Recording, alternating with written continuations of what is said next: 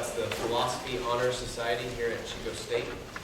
And what we're about is bringing philosophy out to the public and talking about the kinds of questions that we think matter to everybody, of who we are and why we're here and what's the nature of reality. And that last question is especially what brings us here today. I want to tell you just a little bit about the club real quick, and then we'll get started with our presentation. So what we do is we meet once a week, 2:30s on Wednesday at BMU 211, and we talk about philosophical subjects. We have student presentations, we have faculty presentations, we have roundtable discussions. We had one here recently about the redistribution of wealth. So we've had a lot of really good talks, and as kind of a highlight to this vision of bringing philosophy back into the public sphere, we've been inviting professors from all over the nation who are really well regarded in their fields to come and give guest lectures here at our campus, so that students who wouldn't otherwise have the opportunity to hear some of these speakers will get that opportunity. And that's what brings us here today. Before we get to our speaker, I want to let you know that, of course, to bring somebody as distinguished as Dr. Ted Sider here, we have to have the money to do so. So I just want to let you guys know that we have a book table over here. What we've been doing is selling books for dirt cheap prices to raise money to bring future speakers to the camp. So if you really like this event, we would love your support. Please feel free after the event to go over there and peruse books. Prices are listed on the table. And if you really like the event, there is a donation jar as well. And so, without further ado, I'm going to go ahead and get started with our speaker. I'm going to introduce one of our professors, Dr. Zanjo Udell. He's the logic professor, and he also teaches philosophy of science here at Chico State. And he actually uses one of Ted Sider's logic textbooks that he wrote in one of his classes. So please welcome Professor Udell.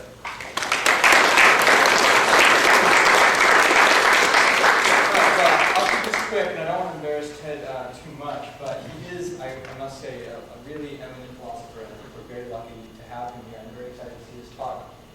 He's a professor at NYU who specializes in metaphysics and philosophy of language. I was looking through his CV, and I noted something that's probably worth mentioning to this crowd, is that he won when he was at University of Rochester, he won the Professor of the Year award, which was granted by students, the Student Association. So I think that's pretty impressive. But he also won one of the more prestigious prizes in philosophy, which is the Book Award, back in 2003 for his book, Four Dimensions. As Michael mentioned, he's got a few other books. One of them is the book that I use in my Phil 480 class, Advanced Logic, which you can register for now. Good. And that's called Logic for Philosophy. He also has another text that we use here in the metaphysics class called Riddles of Existence, a guided tour of metaphysics. In addition to that, those three books, he's got a collection, an edited collection, Contemporary Debates in Metaphysics, and I looked at another one in the works, it sounds like. And a ton of articles in some of the best journals. He writes great stuff. It's very readable. Some of it's technical, but I think it's always aiming at real questions. And tonight, it sounds like Ted's going to consider a question that I'm very interested in myself, which is what exactly is the nature, relationship between metaphysics and questions about the real world. So, without further ado, Ted Sider.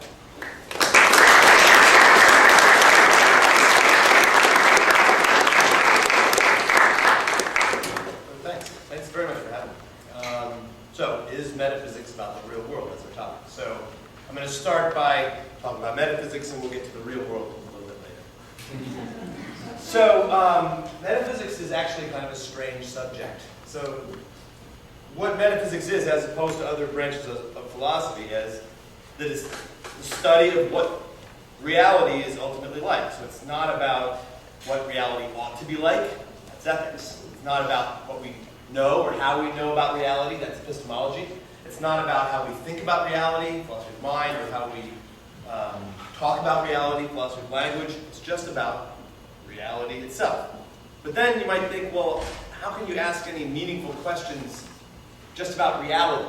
I mean, reality is a big place. There are people, cities, stars, trees, corporations, apples, chairs, I mean, all these different things. How can you say anything meaningful at that level of abstraction about reality? Don't you have to go to the individual sciences and say something first about the apples, go to biology, say something about the apples, go to sociology and say something about the culture, and so on? How can you say anything about just reality as such? The question seems too abstract to be meaningful. Also, philosophy is, by and large, an armchair subject. You're not supposed to do philosophy. You're not supposed to have to do experiments or look too hard or listen or smell. If you do too much of that, you're doing science, not philosophy. But again, to know what an apple is like, you have to consult a biologist. To know what stars are like, you have to consult astronomers. So again, what can a philosopher contribute to the question of what the world is like? These are some puzzling things about metaphysics. So let's look. Let's look and see what one can actually claim to discover in metaphysics. So, a handout. I have, by the way, does anybody need a handout to read a copy?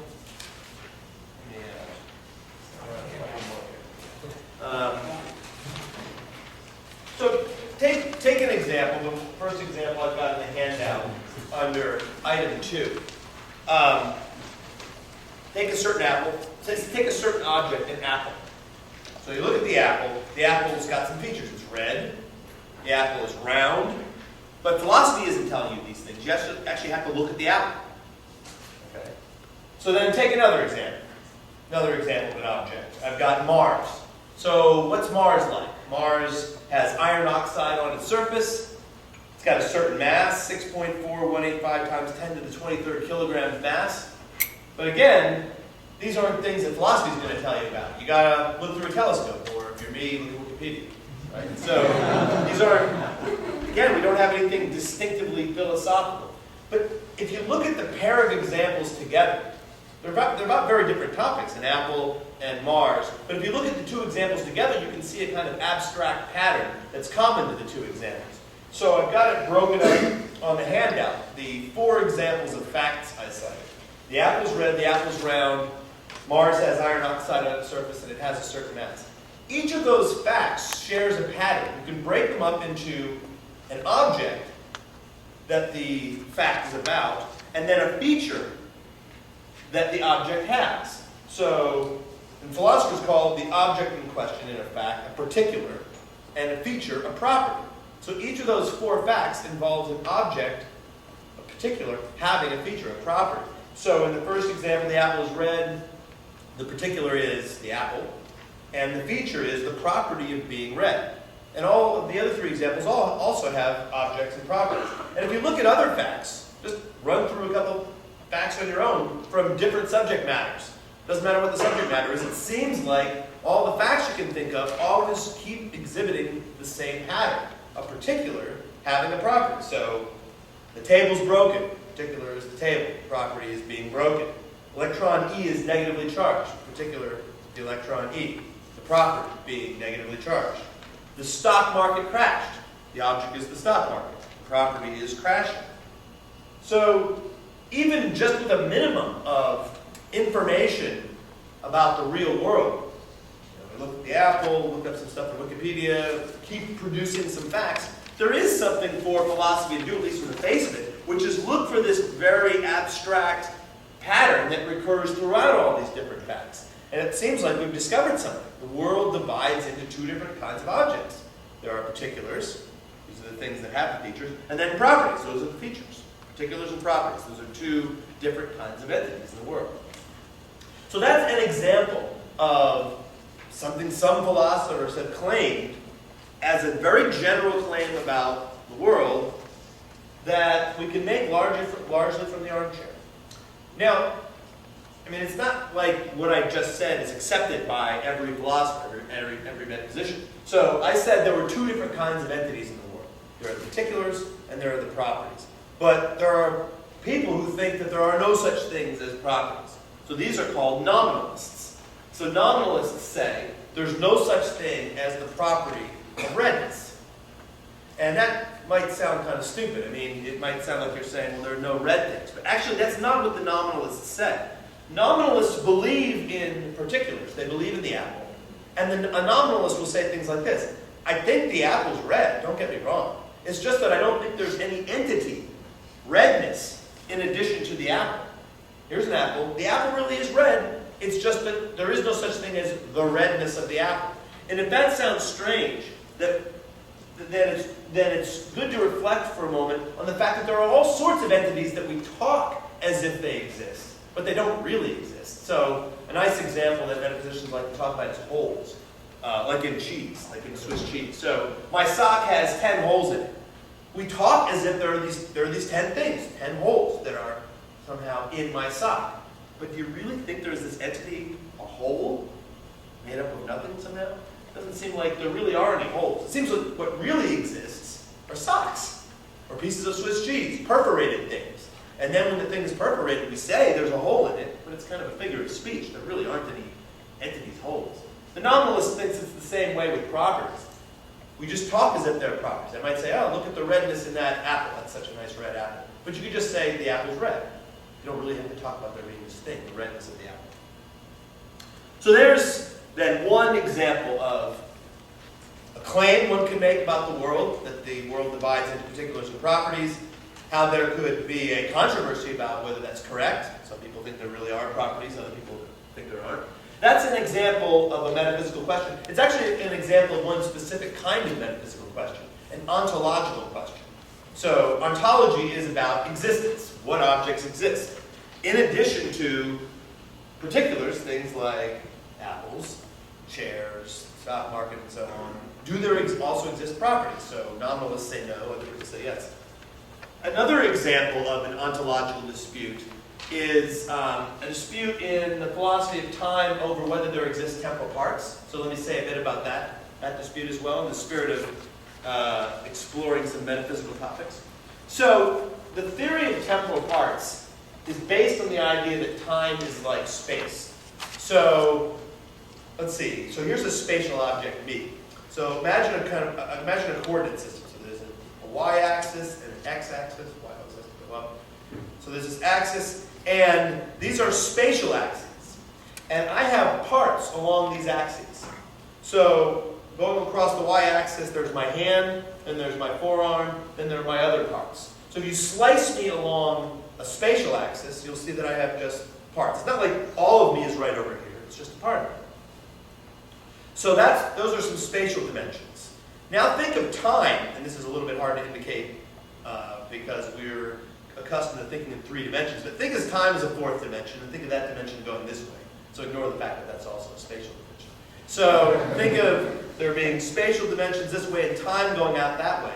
According to the temporal parts theory, I also have parts along the temporal axis. So if you really wanted to draw a diagram of me, you would have to have my temporal parts lined up this way, and I guess that's forward, and this way backward, except my backwards temporal parts are getting smaller and smaller because I was smaller when I was younger. So I'm this 4-dimensional space-time worm. What you're looking at right now is a very small part of it. So like, for example, if you shake somebody's hand, you're only touching a part of them, their hand. According to temporal parts theory, if you try and touch their whole body, you're still not touching all of them because you're missing out on all the future and past parts of the person. Or if you watch a person changing, so a person is walking across the stage, what you're actually seeing is a series of different objects.